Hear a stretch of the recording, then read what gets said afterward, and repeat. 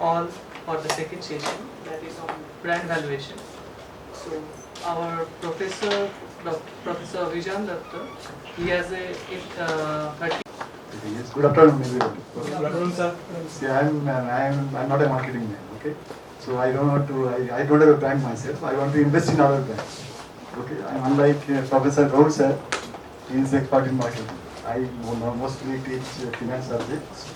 Okay, so I'll be talking the evaluation. How do you evaluate a brand? Somebody is creating a brand, then they need to evaluate.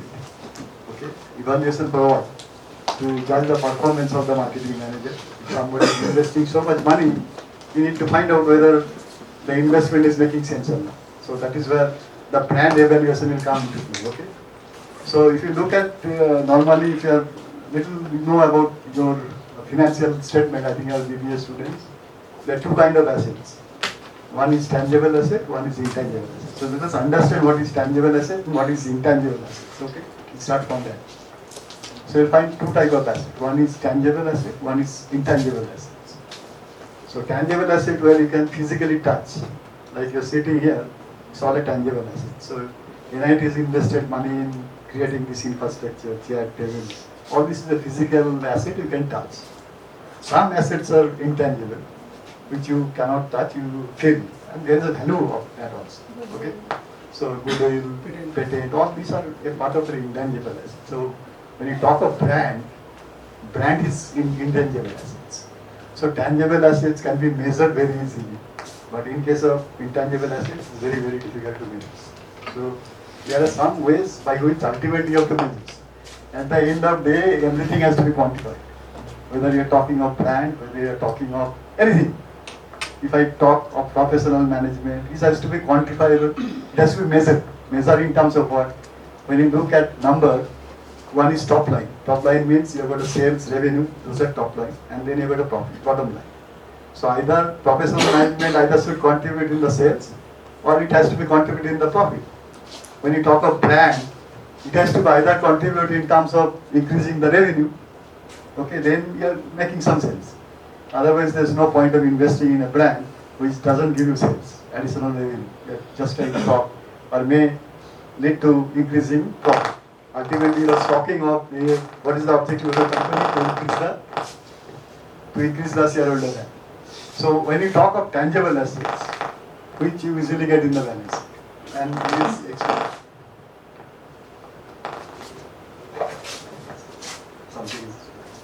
So when I talk of tangible assets, so those assets are given in balance sheet. So if you know a balance sheet, whenever you start a company, what you do? Invest in fixed asset and then you invest in your working capital. So those are tangible assets. Then what you do? You over a period of time, you invest in your marketing, advertising. So you try to create a good brand. So there you are investing in.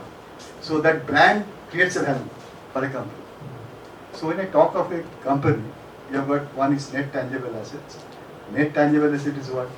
You have got a physical asset minus the liabilities. So company has got two sources of fund. One is your equity. Equity means you collect money from the investors. Investor can be anybody. Okay? Investors can be the promoters, and then I collect money from the public. So we have got equity and we have got a liability. Liability means you borrow from somebody. So net tangible asset is what? Your assets minus your this. So we call that is a book value. So when I look at a balance sheet, I get, whenever I look at financial statement, let us understand financial statement, we get book value. Book value means it is the value of the money of the shareholder. Okay. So two company collects either two ways. One is shareholder, equity, we call them equity, and then we call a debt. Okay. So debt, equity are the two sources of fund. Debt is simple. Anywhere you pay interest is called debt. Very simple definition. Okay. I am not making it very complicated. It's very simple. Anywhere you have to pay interest, you call debt. And shareholder is the promoter's money. So essentially, company is run by promoter. Sir, we pocket থেকে বাদ করে ওটা থেকে বাদ করে এইখানে Okay, thank you. Now it's okay. Which one? Loose আছে এটা লুজ আছে কিনা দেখো কানেক্টর ওটা রিফ্লেক্ট করলে ওটা করবে ক্লিক করুন। So whenever you start a company, what you do, you collect either money from the promoters or you collect money from the lenders. And it has to be combination because nobody will give you 100% loan. No, you cannot start a business with 100%. So what you do, you start with either equity, then use that equity to collect it. And then you build a business and create a brand, and then over a period of time, whenever you are issuing shares, that share that are traded in the market. So you are trying to increase the value to the shareholder. So what I do, I got a book value. Book value is the value of the shares in the books of the account. Suppose I start a business and then I make a profit. The company makes a profit. So what they do with the profit? They keep it. Some portion of the profit, they keep it in the form of reserves and surplus. And that money they use to expand their business. Okay? So that is essentially a shareholder money. So if I look at the financial statements, you get the original capital from which they have started the business. Then every year they deposit some amount of money from out of that profit. In simple terms, they keep it as a reserves. They have a surplus. Surplus means profit. So reserves and surplus. So these surplus, they remain. They invest in creating further assets. So that is the book value. The value of the shares in the books of the account. And then you have a market value. The shares are traded in the market. So there is a difference between the market value and book value. Market value and book value is not same. Okay, it's normally you find the market value is much higher than the book value. So book value essentially you are talking of your net tangible assets, so which you can measure, physical assets, which you can feel. And the portion, the excess portion is called the intangible assets. Okay, so that difference between your market value minus book value is intangible assets. There the company, we are talking of, this company has got a brand value, we are talking of the Infosys has got a brand value, we are talking of Wipro has become a brand value. This is what? This is essentially your excess of market value minus book value. These are all intangible assets. But when I talk of intangible assets, there are so many assets. It is not only the brand. It may have been patent, it may have reserves and surplus. So many things are included in intangible assets. So if you look at various intangible assets,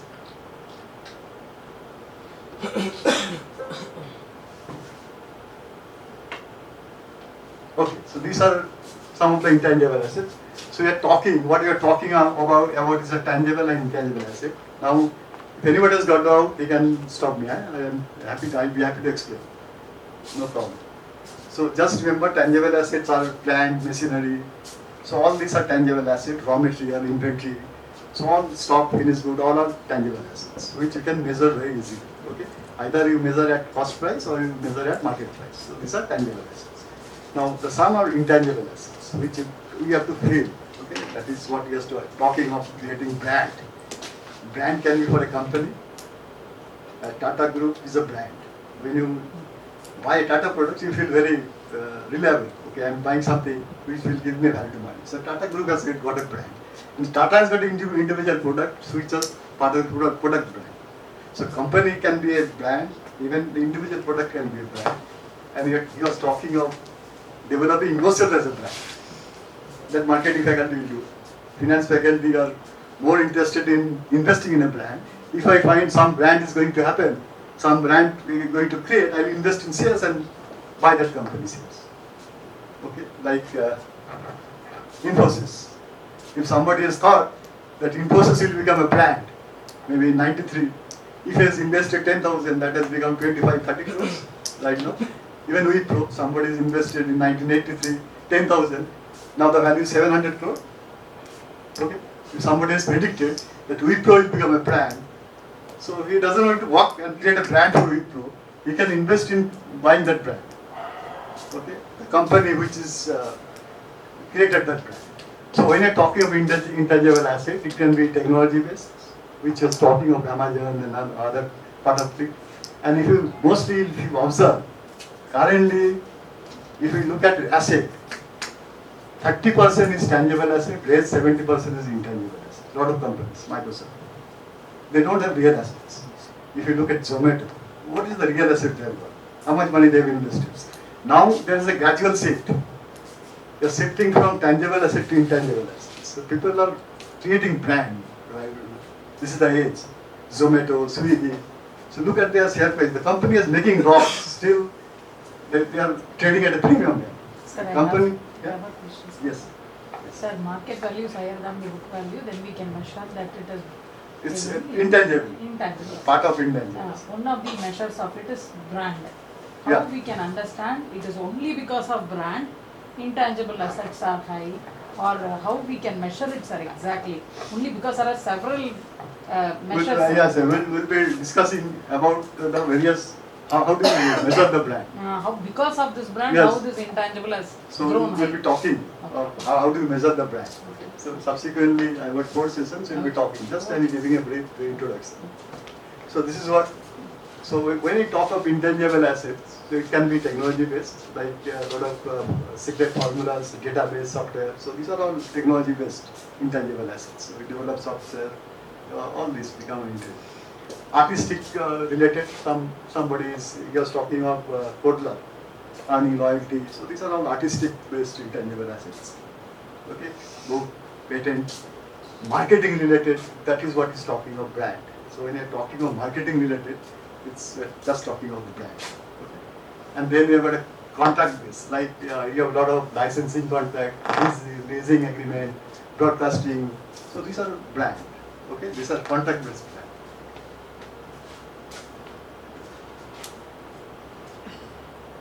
So this is the definition which is given by the International Organization for Standardization, which he has covered. Previous Guru sir has covered the definition. He is not, mostly all this is covered. This is the definition which is given by ISO, International Standard Organization. They have got standards of various things. So that is why they specified based on which they define it. It is a market-related intangible asset. That is what we will be talking. The market-related intangible assets, including limited to names, terms, signs, symbols, logos, okay, design, combination of this, or it may be intended to identify. So these are broad definitions. I am not going to talk various. Okay, so it does has to create value. That is what the most important. Generating economic benefit or values. So at the end of the day, that is what I was talking. There is no point of creating a brand plan. You invest your money and then you lose your sale. There is no point of creating a brand. The definition of brand says, okay, it has to be generating economic benefit and values. Okay. This is what the brand is. Okay. The other aspects of these standards, okay, it applies to all. So when you look at these standards, ISO standards, if you go to their website, you find they've given various things here. So they've covered 3 general approaches by which you can value your brands. One is your cost, one is your market based, and one is your income. So you've got a cost, you've got a market based, and one is your income, by which you can do a valuation of brand. How that brand valuation is useful, that is what we need to know. So suppose I want to take over a company. Suppose I want to acquire a brand. How do I value it? Today I decided, okay, I want to take a Titan brand. How do you value it? Somebody has to put a value to that. So how do you assess that? Very interesting, of course. If you work in a company, you decided to buy, suppose ITC, they goes for buying so many companies, brands. How do you value it? How do you put a price to that? One is very simple approach, so I take the share value and then try to find out and give a value to that. Sometimes if I want to buy an unlisted company, which is not listed, very difficult, the share price are not traded. So how do you value that? Very difficult. There has to be some way which you need to value. So what are the ways by which you do that? One is your cost, based on the cost. One is comparison market, compare with your comparables. Okay, then we have income. Income means we are talking of future income. We have got past data and then we are trying to talk of the future income which is going to generate. Cost, what it means, sir? Which cost?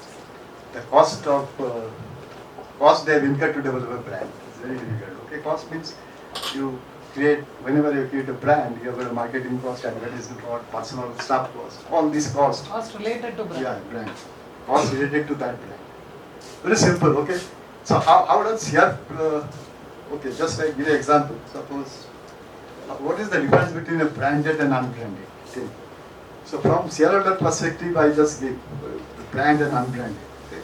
There are a lot of companies, same companies, like you find, how does stakeholder, they value a company. Stakeholder means all parties. One is your customer, one is your government, one is your shareholder. So when you look at a company, the investors or the shareholder is the main stakeholder. Because ultimately, the company has to maximize the return of the shareholder. If they are not able to do that, they are finished, they are out. Whatever activity you are doing. So when you are talking of branded and unbranded thing, so when you are talking of ITC and even Hindustan Unilever, so from a shareholder perspective, if I do, you find the Hindustan Unilever is, they pay more premium than Hindustan Unilever. If you talk about much simply take into the market value of that. When you talk of Infosys and TCS, they find that TCS may be more valued than Infosys. A shareholder they perceive. How do they do that? Valuation means what? How do you find out whether the Infosys is valuable than TCS? How do you do that? Anybody? Based on their transactions, based on their profit making, Okay, so based as a on the returns that they have. So based on share, okay.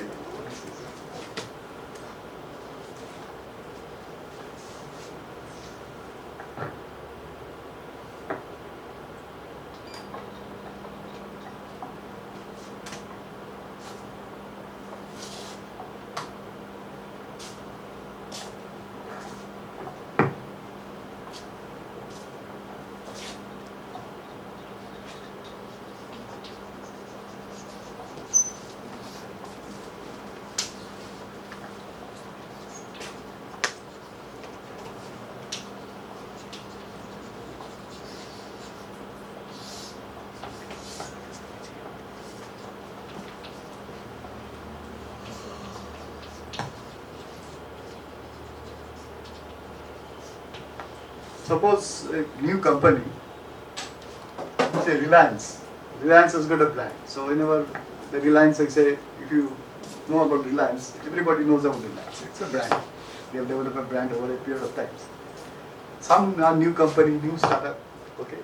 So those are not that branded as compared to Reliance. So what I do, if I just see, if I from shareholder perspective, if I have to raise money from the market, okay, which company will pay higher interest?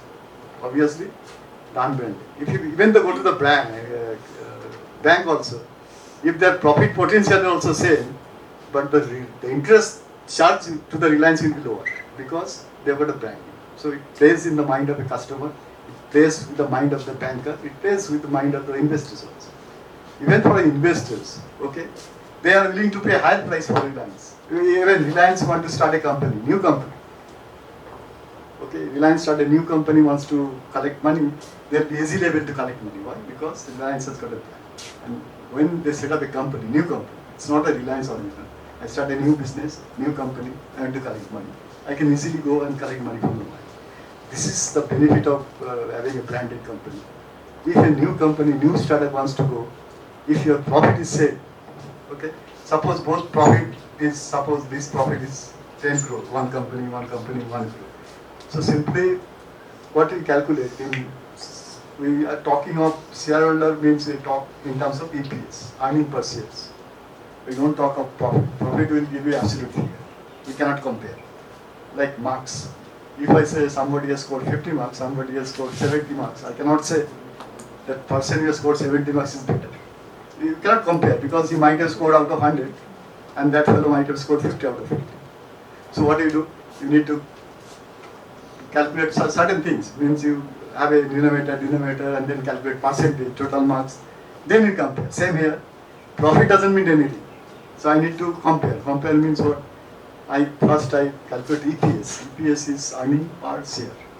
If company has issued, suppose this company has issued 1 crore shares, his earning per share will be simply profit after tax divided by number of shares.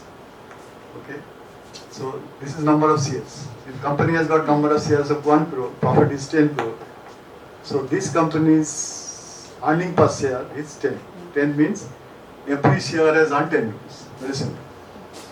Every share has earned 10 rupees. Or per unit. Very simple. If you don't know finance, it's per unit. Per unit share has earned 10 rupees.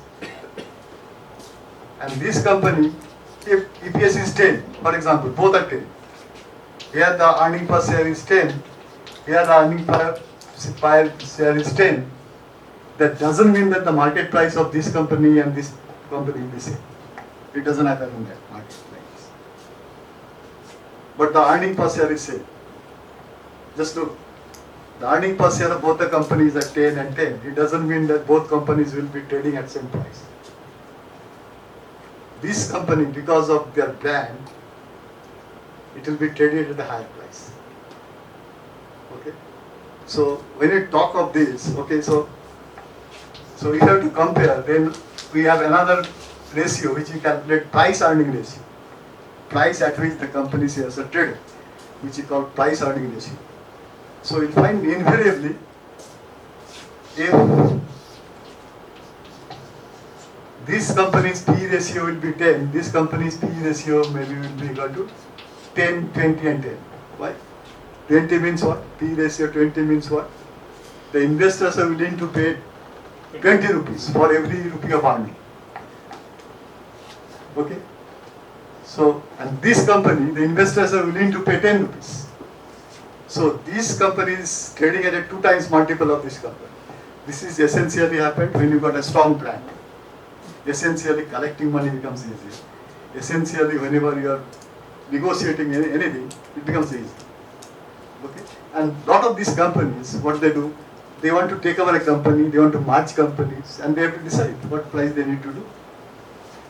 Because apart from the tangible assets, they need to pay a premium. So based on what?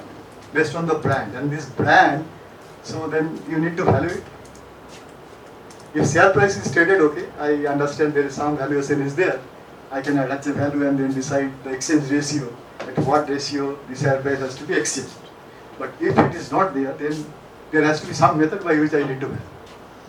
And this valuation, I said one is cost, one is income, and one is market. Anybody has doubt now?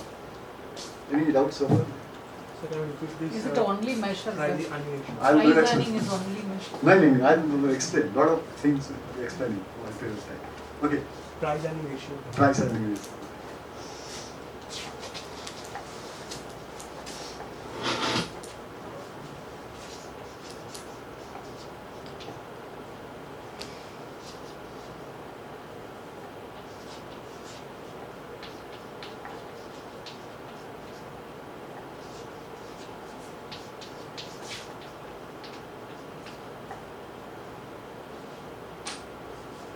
What is PE? Price earning. Price is what? The current market price. Earning is what? The PAT divided by number of shares. How much they want each year. So if I multiply 200 by 20, I get price earning ratio 10 times. 200 into 20. 200 by 20, 10 times. So how do you interpret that? For every rupee of earning, the investors are willing to pay 10 times. So higher the multiple, higher is the valuation. So this valuation is being reflected from one portion is brand, not apart from tangible asset, one portion is on account of intangible assets. Okay.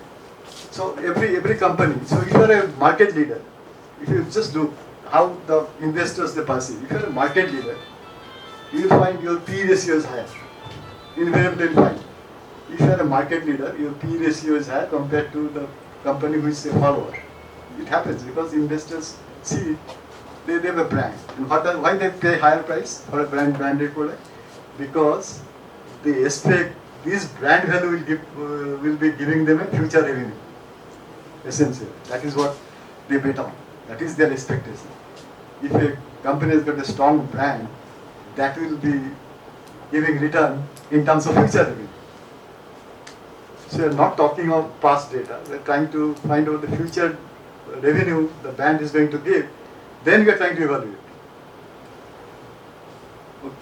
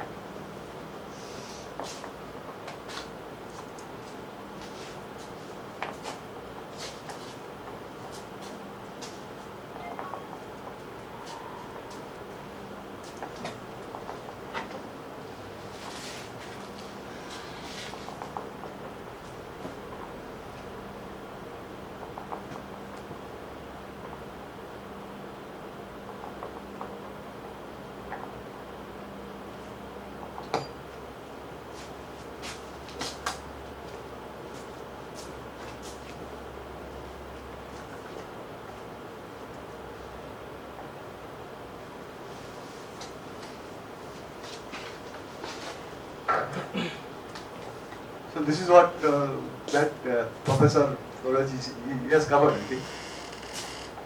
So brand has got something in the consumer mind. What he was talking about in previous session is absolutely correct. So when I got a strong brand, it is a mindset, a perception that is created in the consumer mind. Okay, so it has got a distinctive factor feature and differentiating factors. So it is, in marketing language we call them, it's a kind of USP. About something brand means you associate loyalty, trust to that particular thing. Sir, it is feature or future? Oh, distinctive features. Okay, sorry. So, and the brand is your competitive advantage. So we are talking of a lot of examples, just talking of Mesowak and other things. So just I remember the Sharp Excel product which HL is the market leader with 43% market share as on 2023. So whenever you used to buy detergent, a lot of people used to say, go and give me a Sharp. So they associate detergent with Sharp. That is happening right now also. If you have got a maid house helper walking, so when you tell them a detergent, they don't want it. They become the Sharp. They said, you want to buy a Sharp? Maybe they buy some other product. They'll say, give me a Sharp. Or like Colgate. The toothpaste we never used to use in a childhood. Maybe old generation people, we used to say Colgate. Instead of toothpaste, we used to call Colgate. He was giving an example of Xerox. Okay, somebody wants to do a photocopy, that he said, give me a Xerox copy. Same thing used to happen. Right now, we'll find that Sharp Excel is the market leader with 43% market share. Yes. What is the unicorn brand? Huh? Unicorn brand. Like in 2022, Surf Excel became the only non-Indian. Well, unicorn means it's, whose sales is 1,000 crore, more than 1,000. A lot of startups are there which has got a unicorn. So sales is more than 100 crore. So these are all some of the advantages of brand, why it matters. Okay, now how do we estimate the fair value? There are some standards which you have got international financial reporting standards. Okay, so if you have to transfer one entity to another, like sometime the company they transfer, so you need to transfer your some brand to other companies. Then you need to decide transfer price. So in that case, you need to estimate the value of the brand. Okay. So when you talk of this estimating the value of future economic advantage, which is going to unlock. So whenever I buy a brand, it is essentially a lot of future value which is going to be unlocked. So we are buying into that. So whenever you want to do the brand valuation, for example, and then he was talking of brand equity versus brand value. It's something he was talking very in the past session. A lot of things he was talking about brand equity and brand value. These are almost related kind of.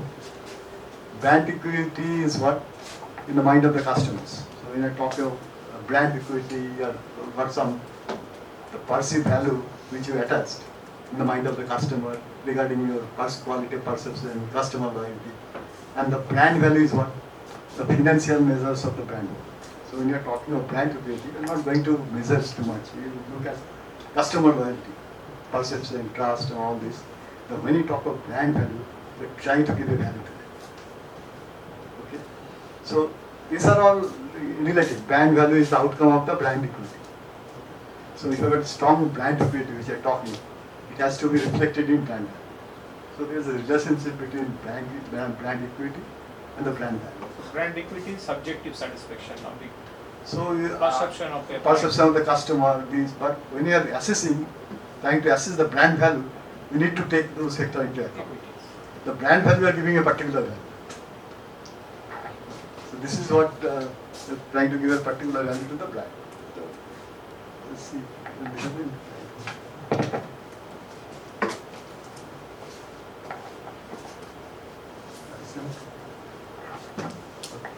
Let's see whether it comes in. A brand.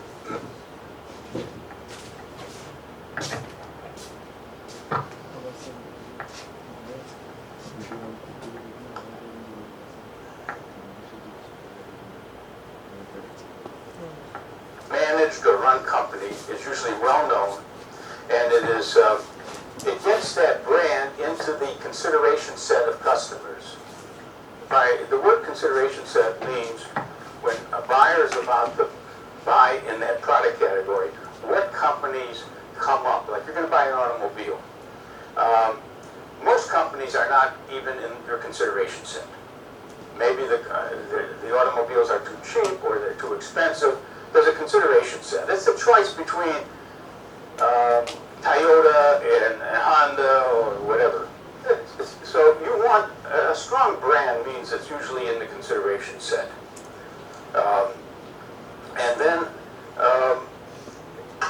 you would think your brand led if people know a lot about the brand, your brand. They know the character of your company, the positioning and the value proposition and why they should be interested enough in you. Also, the buyers normally have emotions toward a brand. It's not enough to say that they know the brand. They have a feeling for the brand, and it's a positive feeling. And then the company has a brand strategy process. There's a process where I'll outline that for you. And there are documents about the branding activities. They're sort of secret documents. They're not public, but they have worked through branding. And such a company is probably measuring brand equity. And brand equity can be tracked. And you know, you hope it goes up every quarter. Or at least it's not down. And if you want a way to measure brand equity, there's different systems, by the way. It's really an averaging of a set of things. Among the things that would be measured before you average those things with a weighted average would be amount of customer awareness. Has that increased? It's good if more customers have heard about you. The level of favorability, how much more favorable is your brand seen to be? And some other factors, including a new one that has been called momentum. Does the brand have momentum? Y&R is one company that has a system for measuring brand equity that they have publicly described. And you could see it in literature, or you could contact Y&R. And who has momentum? We would say now Google has a lot of momentum. I mean, look at all they're exciting, the things they've developed. Nokia has a lot of momentum. I think Samsung is growing in momentum in the cell phone business, and so on. In any case, if you can get some tracking system, you will be responsible for increasing brand equity, which really means that if you ever wanted to sell the brand, you've increased its value. I mean, what are you selling if you sell your brand? You know, Coca-Cola wants $70 billion if you want to buy their brand. According to Interbrand. Interbrand's measure says Coke would be called for $70 billion. But brand equity is to be measured. If you're not measuring it, please make a note and find out what you can. But one of the best sources, Kevin Keller's book, is for strategic brand management, is very good on explaining brand equity and measures of it. Customer equity ought to be measured. Well, it's a different concept. Let's take a single customer. Suppose you could, for any single customer, estimate how much he or she will buy and how long. Maybe they'll be a customer for about 4 years, and they'll buy maybe a constant amount or even a growing volume. And what will your margin be, your profit margin be on what they buy? And bring all those numbers back to the present by discounting. You know, we call it the present value of a future income stream. And that's for one customer. Now, if you can do it for all your customers, that it sums to the customer equity. It's the equity you have in your customers. Two companies may be in the same business and have the same number of customers. Each company has 100 customers. Consider two medical practices. So each doctor has 100 patients. Doesn't mean the customer equity is the same. One physician may have are much older, so the number of years they're going to continue to be getting their services from the doctor will be less than where there's a younger patient set, and so on and so forth. So customer equity is a kind of a present value of the income stream you're going to get from your present customers. And so there's a relationship between customer equity and brand equity. Sometimes one is better to measure than another. Both of them figure into what we call valuing your company. Like if you were to sell a part of your company, you'd like to base it pretty much on the brand equity or the customer equity, or both.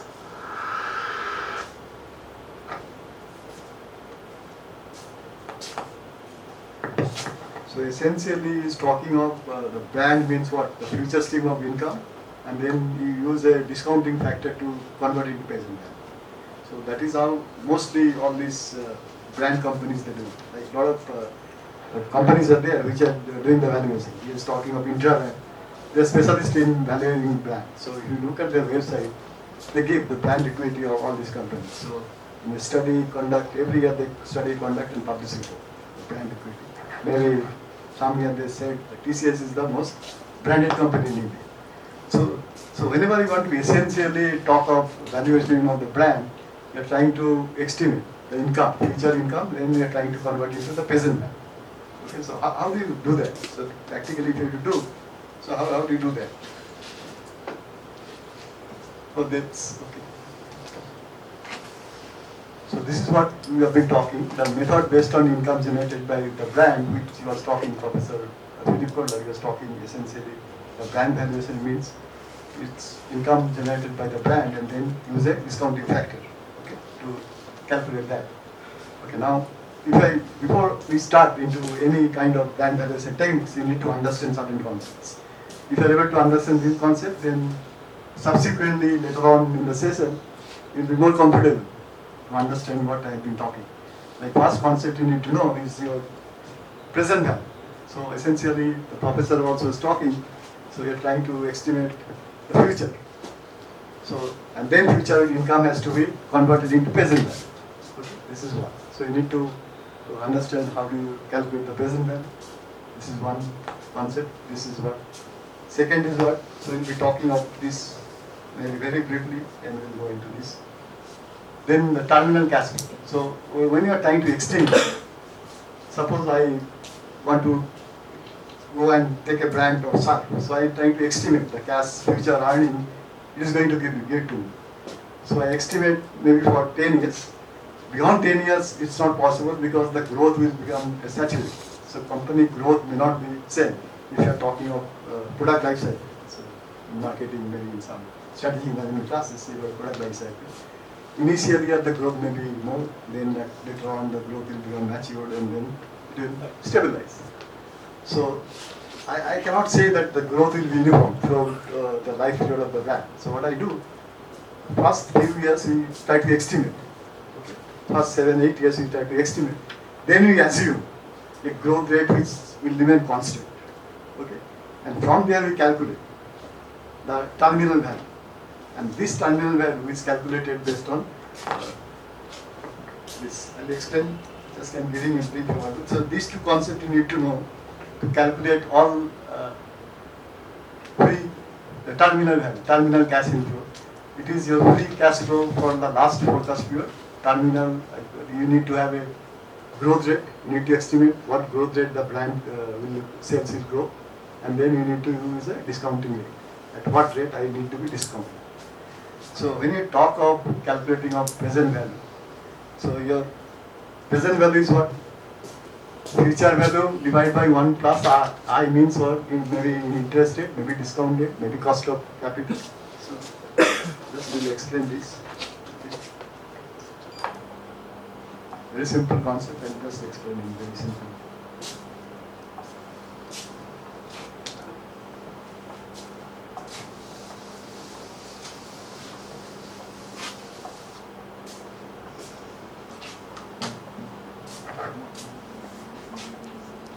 We'll take a simple one, then we'll.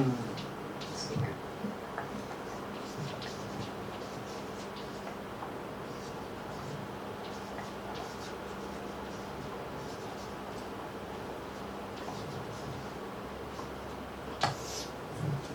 Suppose these are future earning. So we are sitting here, I want to acquire a brand and I estimated these are the future earning. Suppose if I take, buy that brand is going to give me 10 crore next year, 10 crore next to next year. So these are for 6 years I've estimated. Then we'll find out terminal value. Okay. So this is the first 6 years. Now simply I cannot add this. Suppose here I assume 0. So can I add simply this and say that this is the brand value of that? I cannot add. Why? Because there's a difference. Difference means what? The value of money after 2 years and the value of money after second year. First year and second year will not be same. The value is going to change. Mostly it's going to decrease. So you need to discount. So you need to discount that to find out the present value. We are trying to buy at today's price, not future price. But we are estimating based on the future earning. We are trying to pay price based on future earning at today's value. So we need to estimate the today's value and 26 crore after 6 years, we need to discount that. So you need to use a rate. So that is what I've been talking. Like this is nothing. This you know actually. What is this formula you know? Compound interest. This is amount into principal 1 plus r to the power. So this is the application of whatever has been taught in class 8. Okay. Amount is what? The money you are going to receive in future. Very simple. I invest in a bank at 10%. What will be the amount? This is the principal you are investing as on today.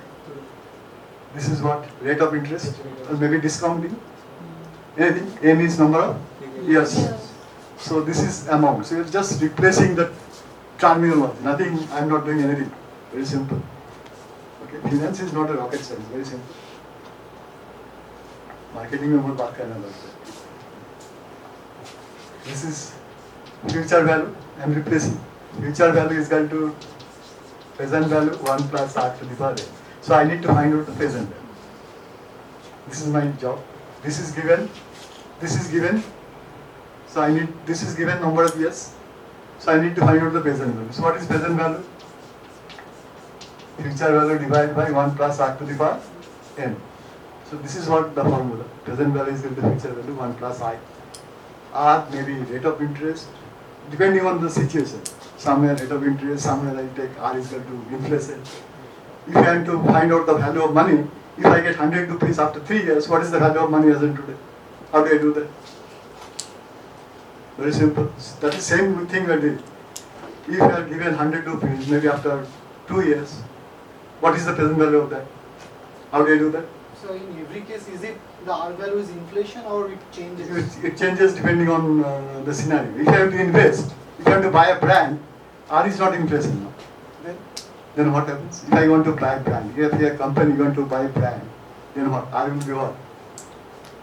R is your cost of capital because you need to collect that money and that money has got a cost. Okay. So there it becomes the cost of capital. Very simple.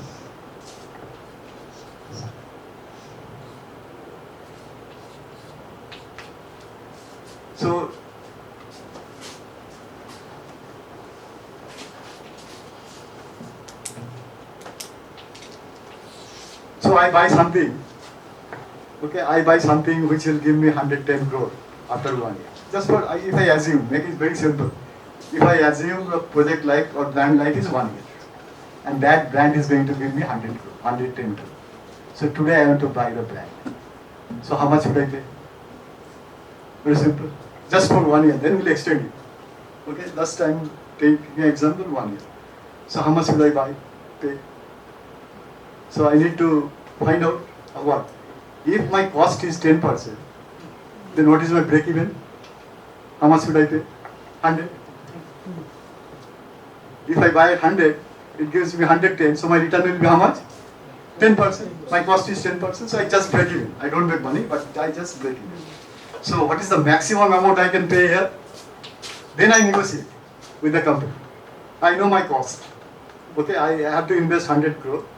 And whenever I am going to collect that money, Either I have to go and talk with the shareholder, or I have to go and talk with the bank to collect that money, 100 or whatever. So I know my cost. Okay, if I go to a bank, bank will say 12%, or if I go to a shareholder, I have to pay dividend, that has got a cost. So I say, okay, 12% is my cost, and I am going to get 110. So how much should I pay? 110 divided by 1.12.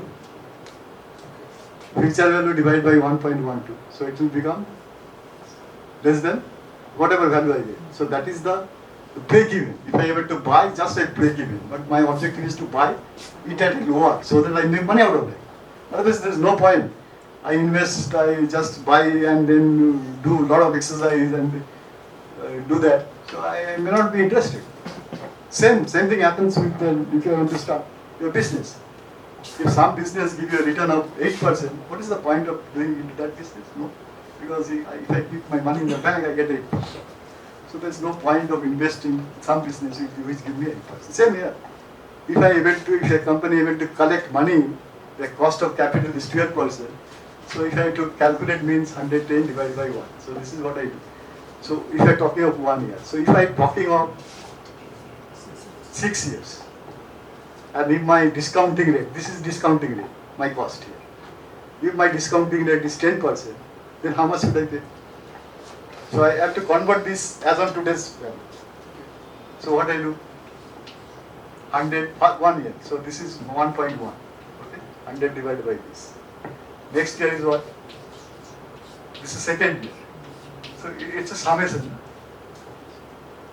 So present value is summation. So next year again 20 divided by 1.1. So like this it will go for 6 years. So you need to understand what this concept, future value and present value. So that is what we was talking of. You got a future stream of income and then discounting. Discounting means you are putting a factor, you are multiplying a factor where this value is less, become less. Because the value of the money as in today and value of money after 2 years, 3 years is not same. So you need to have a discounting rate. And discounting rate is not same for all the companies. It depends on your capacity to raise money at a lower cost.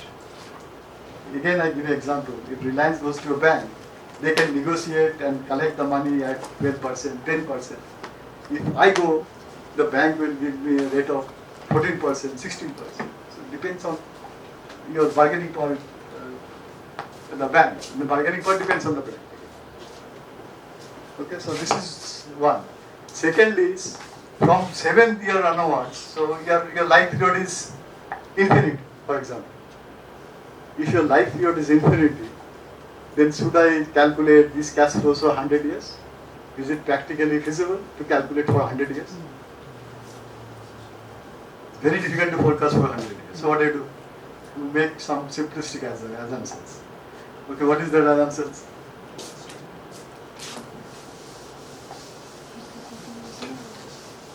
You assume a growth rate. The bank, the growth rate will be maybe 2%, 3%.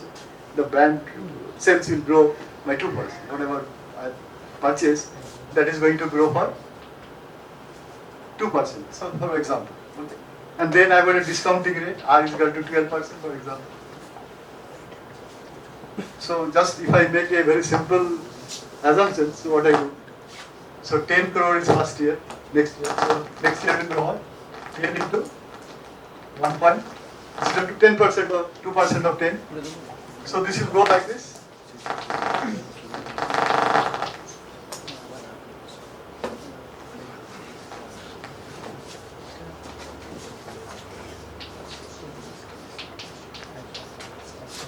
So this will go like this.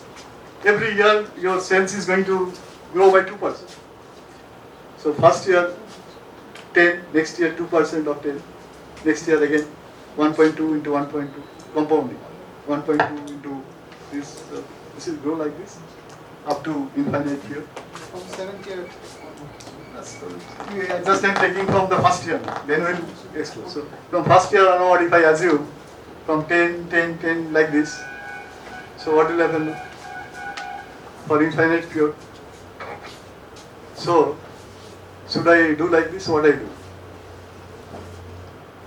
So if you have to calculate this, growth means what? Now this will become what? Present value is equal to maybe 10, or if I assume here 10 plus 1 plus 0.2, like this it will go. 10 plus 1.2 divided by k. K is square percent. 0.12, 0.12, 1.12 square, 0.12, like this. First one 10 divided by 1.2, second year 10 divided by 1.12 square. So like this it will go. G. G is 2%. Now I can generalize. Instead of 2% I can say G. The growth may be in terms of G. Every year the growth rate is at the rate of G. So this is called cash flow, CFG. CFG is the current year. CF1 is next year, CF2 is second year, third year, like this. So CF1 is what? Is equal to CFG 1 plus G. CF2 is what? CF2 1 plus G square. So like this it will go. And this is what? Divided by 1 plus R. This will be 1 plus R square, like this. Summation.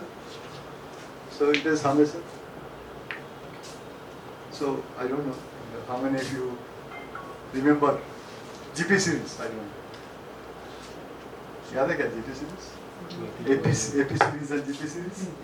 So this is the summation of GP series. What is GP series? R square. So what is the summation of that? A is the first term. R is what? Common ratio. Common ratio. So we will find common ratio is 1 plus G divided by 1 plus R. Common ratio. So what is the summation of GP series? A divided by 1 plus R. This is the summation. So what is your A here? This is your A. And your R is what? 1 plus G. So if I do this, this will become, if I write this formula, this will become R minus G. So this is the summation up to infinity. So very simple now.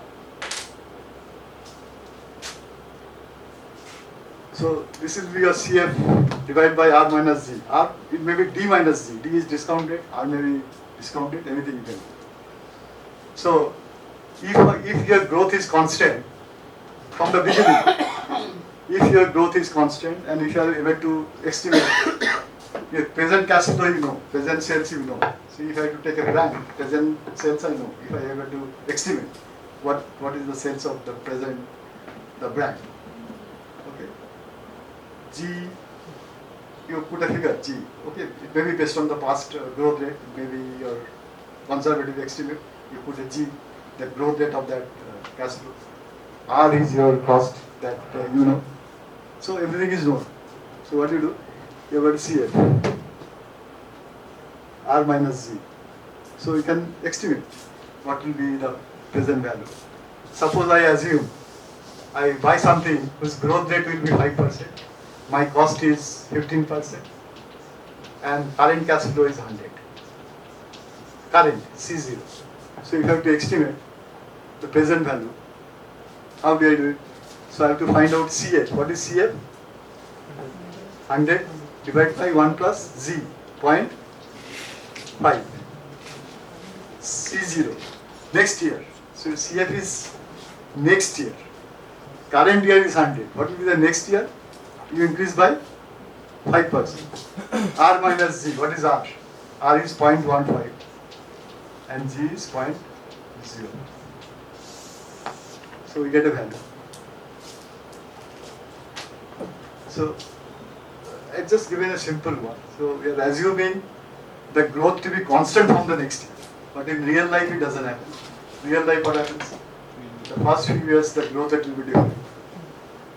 Then maybe after 10-15 years we assume the growth will remain same. So there we calculate, this is what we calculate the terminal value from 10 years onwards. First 5 years you do and from 10 years onwards they calculate. Anybody has doubt? If you have doubt, I'll just explain. So we do not calculate any outlier. It is all linear progression, something like that. Outlier means what? Means any mishappens in financial market or what, as we have Abnormal experienced. Huh? Abnormal loss. Abnormal? Loss. Abnormal loss from this.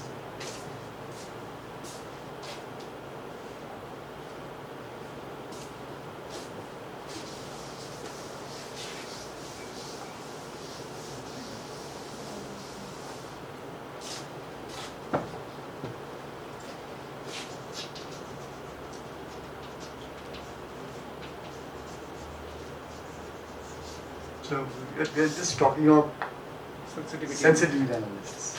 Okay. So we are just talking. Your sales doesn't happen based on your assumptions. Okay. It may happen that the price of raw material goes up. Anything. Anything may happen. So we are trying to estimate sensitivity. Like the whole world calculated and never understood that 2008 will happen for the financial market. So all big such companies, they failed in predictive analogy.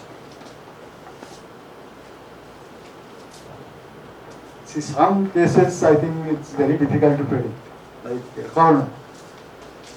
So that few years maybe outliers. We are talking of predicting over 100 years. No, sir, I'm not talking about that because in 2008 there was nothing like corona, No, but it- still market crashed But again all came over back. the world, all over the world. But No, but- nobody could predict it.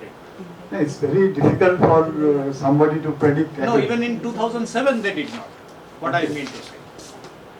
See, these are all, some factors are maybe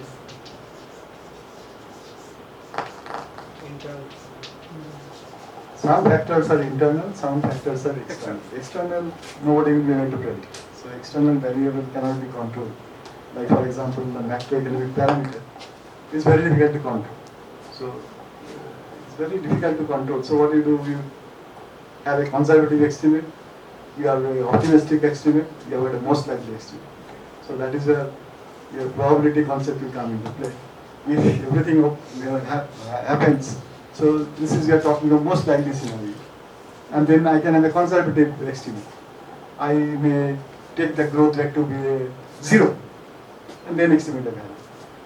Optimistic, I may take a value of 7%. I can do that also. But at the end of the day, any transactions, if you want to go through any transaction, both the parties should agree. Then only the transactions will happen. Otherwise, there will be no transactions. I may give a price. I go to the Hindustan Unilever and say that I want to give you 50 crore. When they agree, no. So when they give, when they fail, they are going to win. Same thing happens in the market also. Same. If you have to buy a share, you feel that you are going to earn profit. Somebody is selling the share, he feels what? That market price is going to fall. That is why he is selling.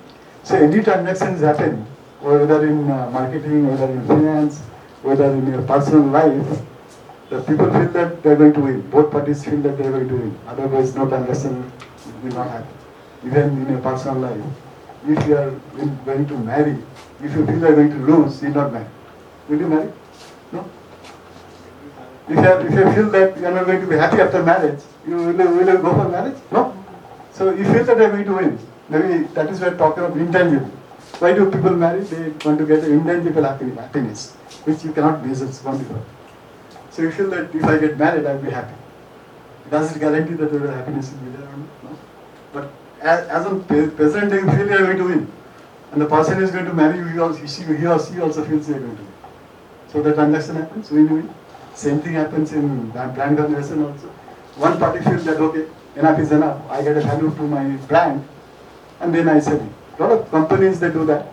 They create a brand and they sell it. Facebook did, not Facebook, Hotmail. Samir Bhatia, he sold some of the business. He feels that, okay, I created a brand and now let me sell and get out. I made enough money. So he sells and get out. Somebody go and purchase that. And he might gain or may not gain, that is different.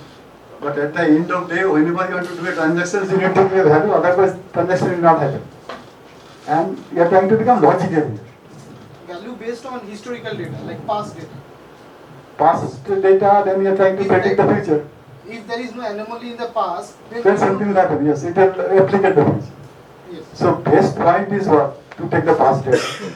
See, a lot of companies, what they do, they said that we need a candidate with 60%. They said, no, a lot of companies, they said, okay, your biodata past criteria should be 60%. Throughout.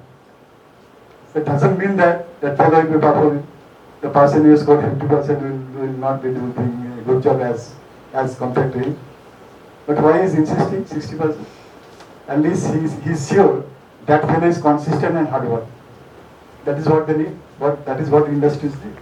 So here also I have got a past data, past growth rate. Everything is there. I do a lot of analysis and then try to predict. So what I am trying to do, I am trying to, okay, anything I do, I take a risk. What I am trying to do, I am trying to calculate and then do it. So I am taking calculated risks. That is what the entrepreneur they do. Okay, a lot of people they start a business without doing any calculation. That is what based on intuition, gut feeling. I got that this will work out, so I go and buy it. But here, at least what you are trying to do, you are trying to give it a structured thought. So you are trying to apply your logic into this. So whenever you are trying to forecast all these cash flows, which I am talking, you need to look at other variables, what economic factor might impact. Okay. Suppose I want to buy a alcoholic plant, alcohol companies. It might happen that government decide to ban alcohol. So these are the factors I need to consider before buying into those kind of brands. I am to buy a cigarette. So why did ITC diversify this business? With a lot of things. They might feel that, okay, one day government will come and say that cigarette is bad. So what will happen to that company? Might happen, but the government will not do it because they get a lot of duties, taxes from selling cigarettes. Okay? But still there's a probability somebody will come and they said, okay, cigarette is bad. So what will happen to the ITC's companies? All revenue will become this. They have 60% or revenue comes from cigarette. Earlier it was 100%. Now they have reduced, diversified. So that is what they are doing. Same thing you have to do. You have to do a lot of sensitivity analysis. You need to look at market where they are operating. Maybe if it is export market, you need to find out what regulations are there, which administration will come. You never sure. So eventually, when you are trying to forecast, you need to take all this into account. But it is very difficult to estimate accurately what happens. So who is buying a company or buying a shares? Nobody is 100% right. If 100% right, means it's a risk free. If I today I tell you that this shares will go up by 30%, I don't have to give a lecture here. What I'll do? I'll invest. I'll go to the bank, I'll take personal loan, 12%, 14%, I'll collect money from you, give 20%. So I collect 50 crore, so I earn 20%, less 10% I pay. My cost of capital is 12%, rest 20% is my margin, so I make money. So nobody is sure. Even Ambani is not sure. He's getting into a business, he's not sure whether he's going to make money. He is also estimating. A lot of people are there, he's recruited, they are doing the same thing, estimating. All these companies. Zomato, see, they have estimated, they are not making money. I think this year they are making operating profit, not the cash profit. They are just making a cash profit. They are not into profit. So they have made a huge investment in developing that brand. It may work, it may not work, you are not sure. But if you believe that it's going to work, it's okay. Then a lot of investors are there, they are buying, thinking that the brand will give a sales in future. A lot of shareholders is coming and buying this shares. Okay, everybody is out. Okay, I think 1 hour is over, so stop today. Next. Anyway, anybody is doubt? You mentioned conservatism.